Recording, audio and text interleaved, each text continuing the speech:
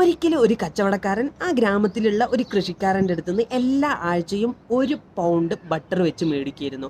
ഇങ്ങനെ ഇദ്ദേഹം ഇത് കുറേ കാലം മേടിച്ചുകൊണ്ടിരിക്കുമ്പോൾ ഇങ്ങനൊരു സംശയം തോന്നുകയാണ്, ഇനി ഈ കർഷകനെങ്ങാനും എനിക്ക് കൃത്യമായിട്ടുള്ള അളവിന് തന്നെയാണ് ഈ ബട്ടർ തരുന്നതെന്ന് അറിയാൻ വേണ്ടി ഇങ്ങേര് ഇതൊന്ന് തൂക്കി നോക്കുകയാണ്. അപ്പോഴാണ് ഇങ്ങേര് അറിയുന്നത് ഇത്രയും കാലം തന്നെ ഇയാൾ പറ്റിക്കുകയായിരുന്നു എന്ന്.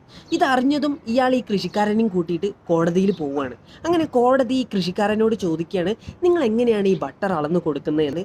ഞാൻ അത്ര വലിയ ധനികനായിട്ടുള്ള വ്യക്തിയൊന്നുമല്ല, അതുകൊണ്ട് തന്നെ എൻ്റെ അടുത്ത് അത്ര അടിപൊളിയായിട്ടുള്ള ത്രാസൊന്നുമില്ല. എന്നാലും എൻ്റെ അടുത്ത് പഴയ ഒരു ത്രാസുണ്ട്. കൂടാതെ കഴിഞ്ഞ 2 വർഷമായിട്ട് ഈ ഒരു വ്യക്തിയുടെ കയ്യിൽ നിന്നും ഞാൻ എല്ലാ ദിവസവും 1 പൗണ്ട് ബ്രെഡ് വെച്ച് മേടിക്കുന്നുണ്ട്.